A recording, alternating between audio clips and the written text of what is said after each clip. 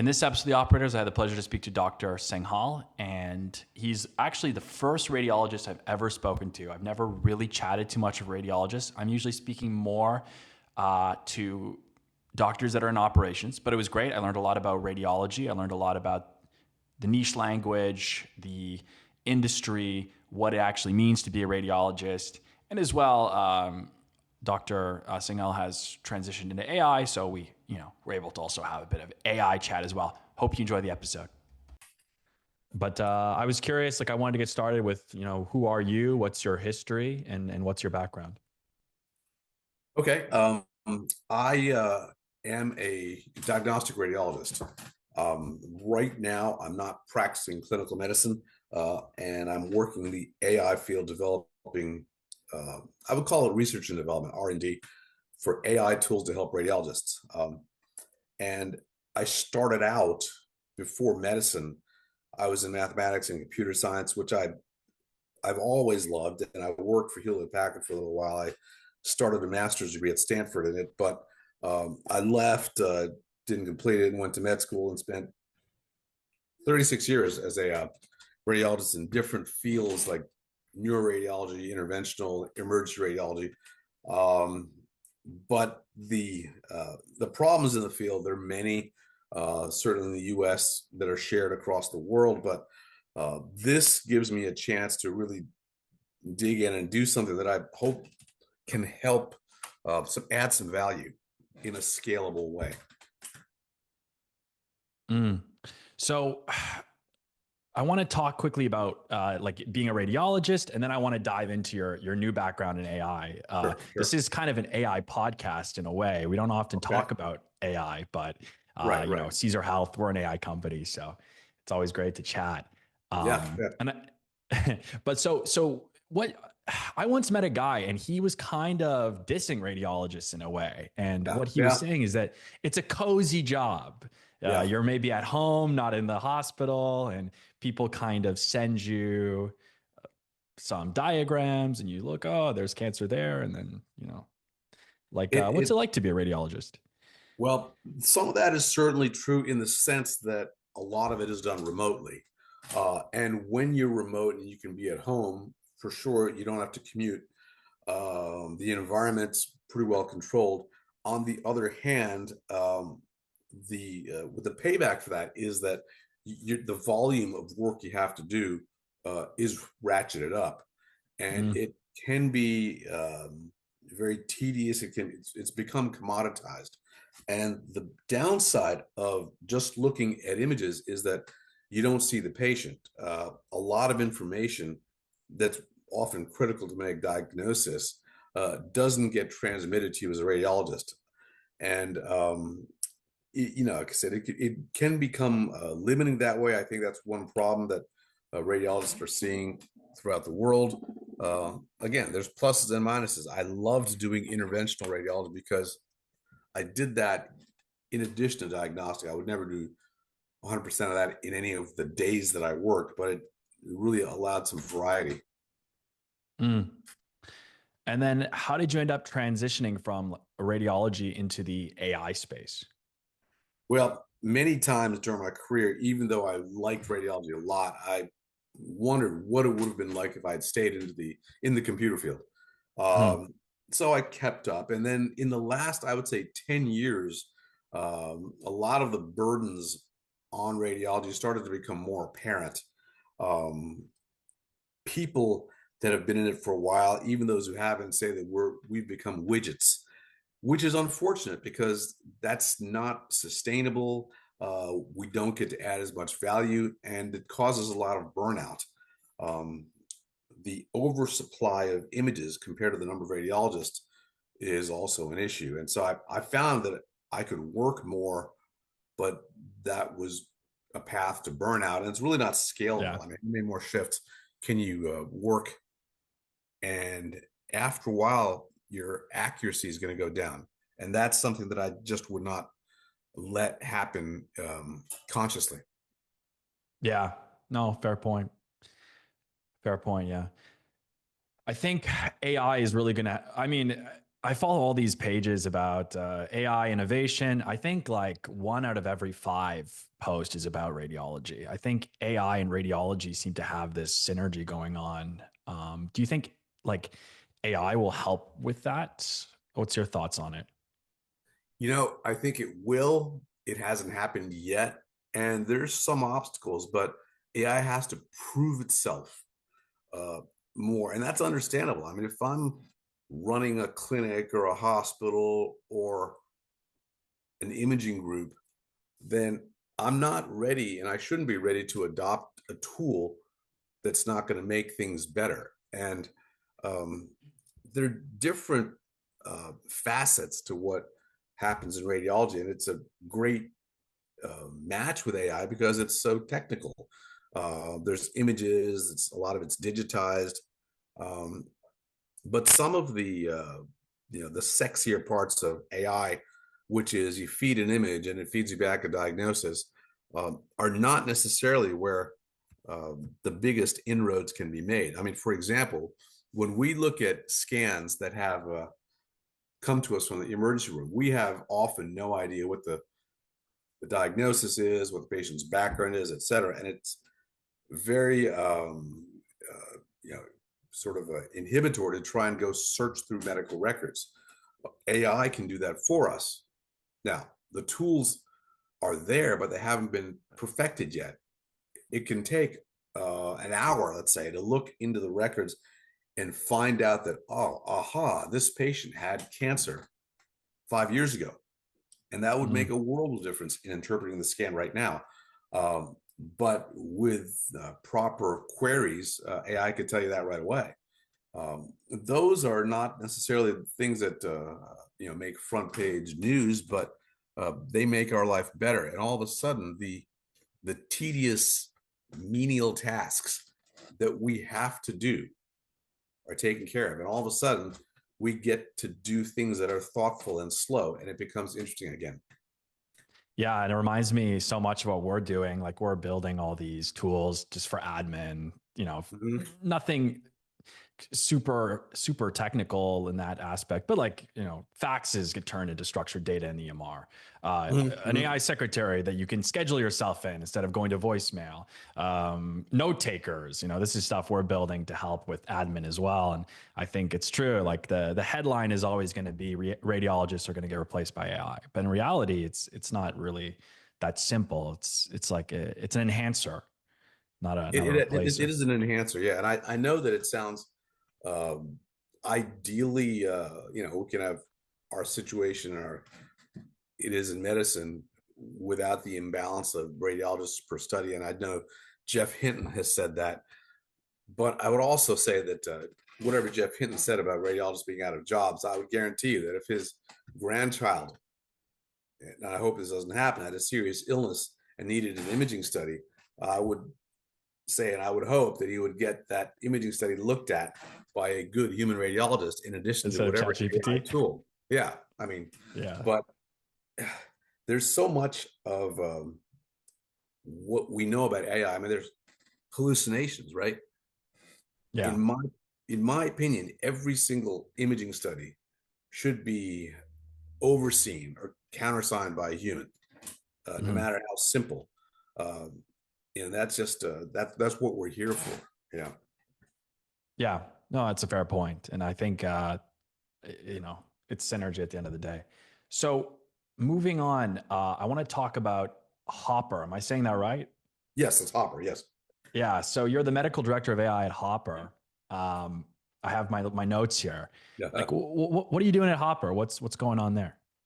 Well, there are several medical directors for AI. We have a clinical team of radiologists, and most of us are still practicing in some way. And I'm still doing radiology, though it's not all only for an active group. I may return to it, but for example, there is a study done on the spine to evaluate lumbar spinal fusion devices, and so I was the hired expert on that, and I will not I don't think ever retire from that.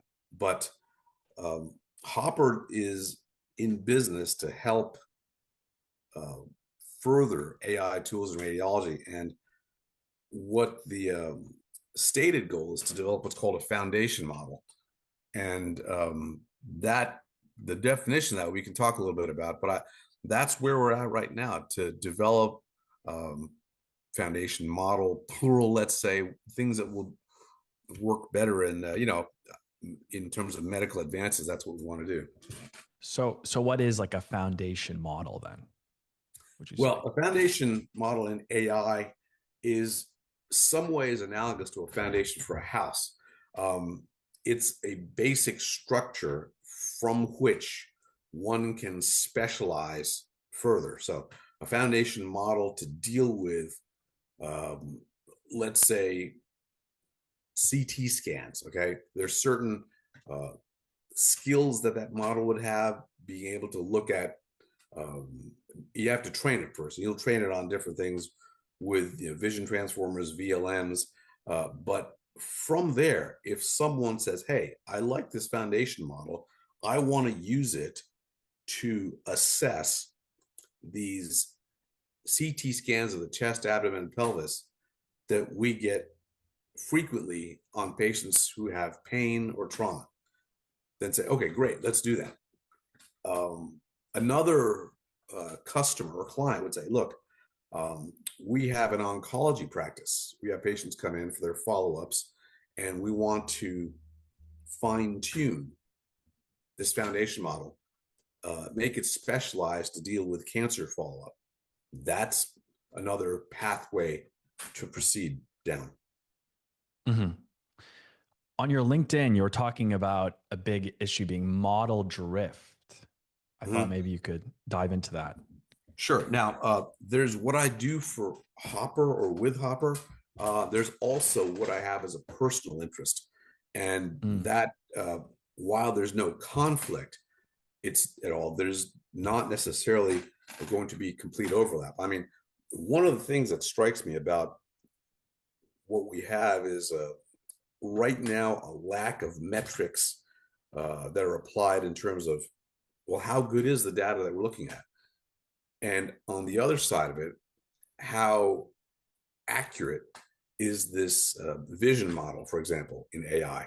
And then we get into terminology and stuff. Accuracy can mean many things, but that is pretty important because I think the more granular we get, uh, the more precisely we define performance, the better off everyone will be. Mm-hmm.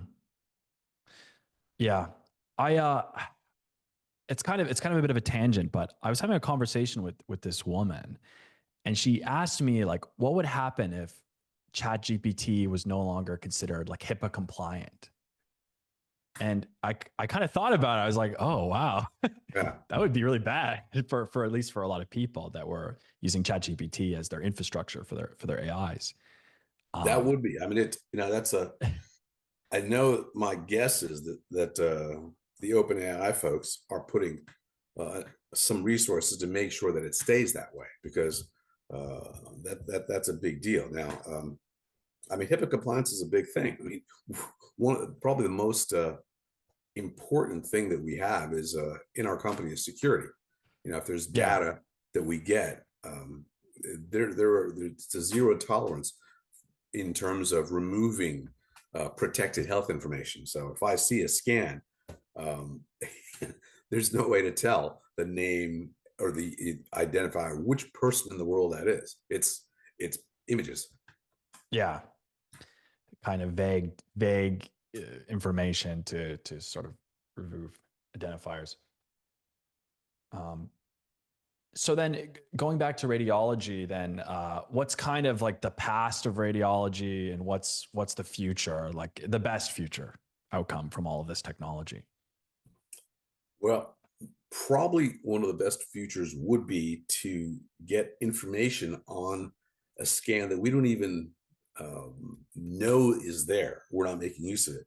So the patient comes in for belly pain, let's say, a 50-year-old man, and they think, well, maybe he's got appendicitis. So they do a CAT scan every day, many times a day. But then we don't just look for appendicitis. We look at his bones and say, okay, guess what? He's got osteoporosis, which he more than he should have at his age. Let's make sure we get him to the appropriate specialist.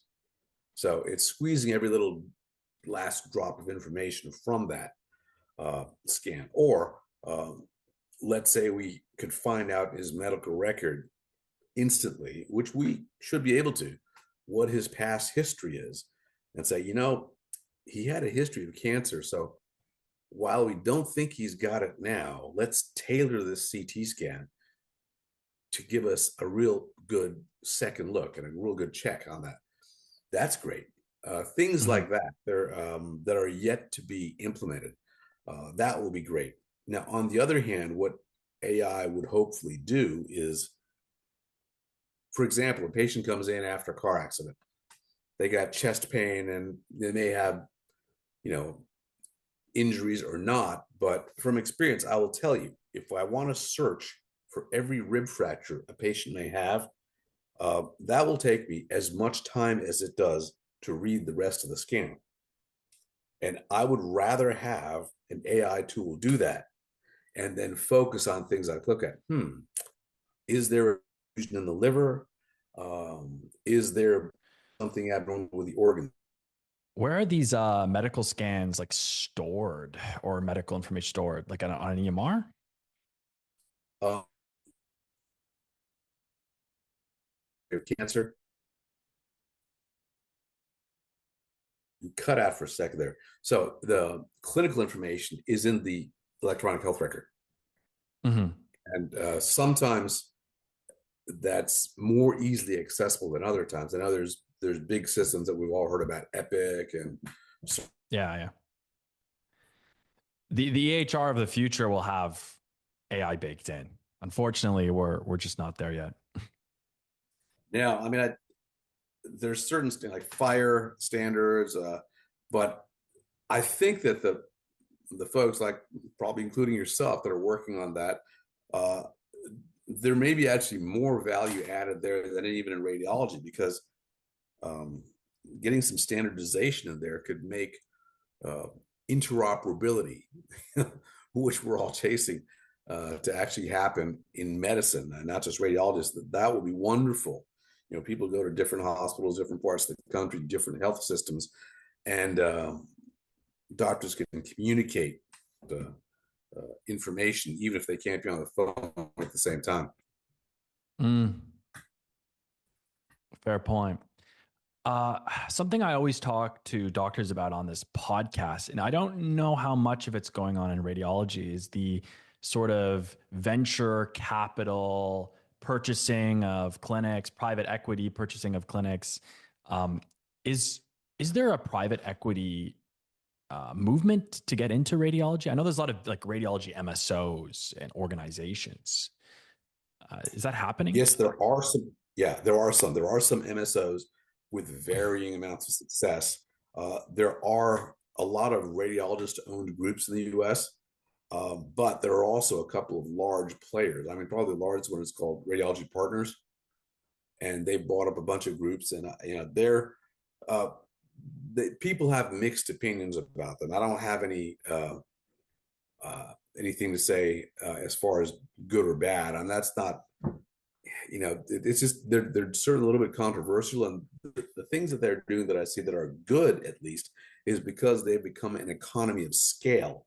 They're bringing in tools and enhancements and practice improvements that they can do that it's pretty hard for a 10 radiologist group to do. Mm.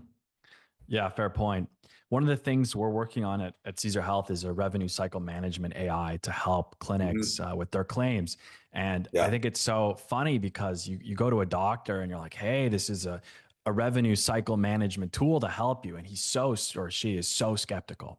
And then you go to Blue Cross or United, they're already working on it. They've got their AI that they're building and it's going to be Mm-hmm. increasing their denial rate. And then doctors are just like, they're just slacking. They don't want to innovate in many ways. They're skeptical, and some of them are a little bit older as well. I think the younger generations of doctors hasn't entered the marketplace, but Yeah, and that's I think part of their own fault. And in the medical education, uh, up until this date, practically zero has involved the business of medicine. And Yeah. that's unfortunate. And there are those who are advocating for reducing the length of medical school from 4 years to 3 to get more doctors in the workplace, which mathematically, I don't know that that's going to make a big difference so quick. But then, of course, there'll be even less time for information on how do you run a business properly in medicine and deal with things such as billing and revenue and collections. And that's partly it. Partly, a lot of docs are burnt out. They just want to get back to work, and that's tough. So, I mean, as you've seen, a lot of primary care docs are saying that they've become data entry clerks, and Mm. it's sad but true. And hopefully, getting it digitized so they don't have to actually do that. They can actually look at the patient more. That would be a great achievement. I think it's going to happen, but it's not going to happen easily. Mm. Yeah, fair point. Well, Dr. Singhal, is there anything else you want to discuss on the podcast from your end? Anything interesting? Um, I think Sure. there's differences in Europe and the U.S. And for example, in U.S., 6 out of $7 for every imaging study goes to the facility, and it's all Mhm. from the hospital. And then 1 out of 7 goes to the radiologist. But hospitals have been reluctant to bear any of the cost of the AI tools, figuring that it's radiologist's responsibility. And I don't know where that'll go, but in Europe, at least, the advantage they have, and um, in some ways Canada too, is that it all comes from the same bucket. If it can make uh, practice better, performance better, and better patient care more efficiently, then we should look at it. And I think that that's something that I hope hospitals here will look at also, because better performance, more efficient, is going to help them too. Mhm. And if people want to find you, like Mm-hmm. where can they reach you? Where can they see your stuff? Um, I have a LinkedIn page. That's probably a good place to start. Okay. Thank you so much, Dr. Singhal. Appreciate you coming on. Well, I appreciate you taking the time. It's nice to talk to you. You too.